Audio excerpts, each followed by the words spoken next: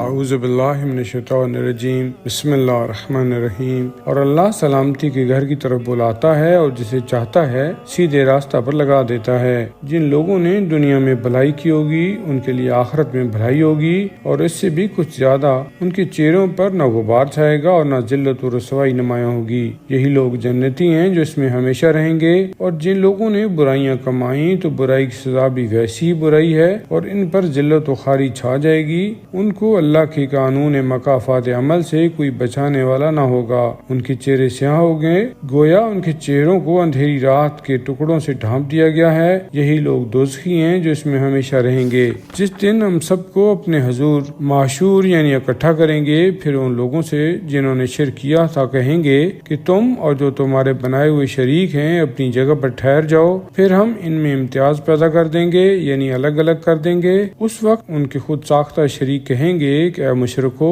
تم ہماری عبادت تو نہیں کیا کرتے تھے، آج ہمارے اور تمہارے درمیان گواہی کے لیے اللہ کافی ہے کہ ہم تمہاری عبادت سے بالکل غافل اور بے خبر تھے۔ اس موقع پر ہر شخص اسے جانچ لے گا جو کچھ اس نے آگے بھیجا ہے، یعنی کہ اس کا نتیجہ کیا ہے، اور سب اللہ کی بارگاہ میں لوٹائے جائیں گے جو ان کا حقیقی مالک ہے، اور جو شریک انہوں نے گھر رکھے تھے وہ سب غائب ہو جائیں گے، یعنی ان کے کچھ کام نہ آئیں گے۔ اے پیغمبر، ان لوگوں سے کہو یعنی پوچھو، وہ کون ہے جو تمہیں آسمان و زمین سے روزی دیتا ہے؟ وہ کون ہے جو سمع و بصر یعنی سننے اور دیکھنے کی طاقت کا مالک ہے؟ وہ کون ہے جو زندہ کو مردہ سے نکالتا ہے اور مردہ کو زندہ سے؟ اور وہ کون ہے جو کائنات کا نظام کر رہا ہے؟ اس سوال پر وہ ضرور کہیں گے کہ اللہ۔ بس تم کہو کہ اگر حقیقت حال یہی ہے تو تم کیوں نہیں ڈرتے؟ یہی اللہ ہے جو تمہارا حقیقی پروردگار ہے۔ پھر حق کے بعد گمراہی کے سوا کیا ہے؟ تمہیں حق سے کدھر غلط سمت موڑا جا رہا ہے؟ اسی طرح تمہارے پروردگار کی بات فاسقوں یعنی نافرمانوں پر سچی ثابت ہو کر رہی کہ وہ ایمان نہیں لائیں گے۔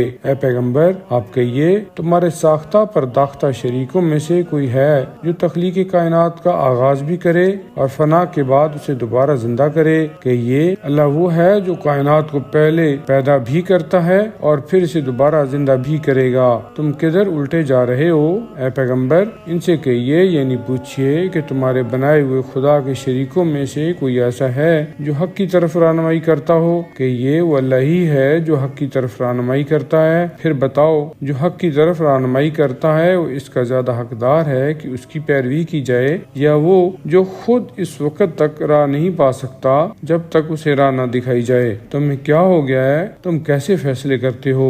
لوگوں میں اکثر ایسے ہیں جو صرف گمان کی پیروی کرتے ہیں، حالانکہ گمان حق کی پہچان اور اس تک رسائی حاصل کرنے میں کچھ فائدہ نہیں دیتا، اور نہ ہی یہ حق کو یقین سے بے نیاز کرتا ہے۔ بے شک اللہ اسے خوب جانتا ہے جو کچھ لوگ کر رہے ہیں، اور یہ قرآن ایسا نہیں ہے کہ اللہ کے سوا کسی اور کی طرف سے گھڑ لیا جائے، بلکہ یہ تو تمام سابقہ کتابوں اور وحیوں کی تصدیق ہے اور الکتاب کی تفصیل ہے، یعنی اس میں آسمانی کتابوں کی تعلیم کی تفصیل ہے۔ اس میں کچھ شک و شبہ نہیں ہے کہ یہ تمام جہانوں کے پروردگار کی طرف سے ہے۔ کیا یہ کافر لوگ کہتے ہیں کہ اس شخص یعنی پیغمبر اسلام نے اسے خود گھڑ لیا ہے؟ آپ کہیے، اگر تم اپنے اس الزام میں سچے ہو تو تم اللہ کے سوا اپنی مدد کے لیے جس کو بلا سکتے ہو بلا لو، اور پھر قرآن کی مانند ایک ہی سورہ لے آؤ۔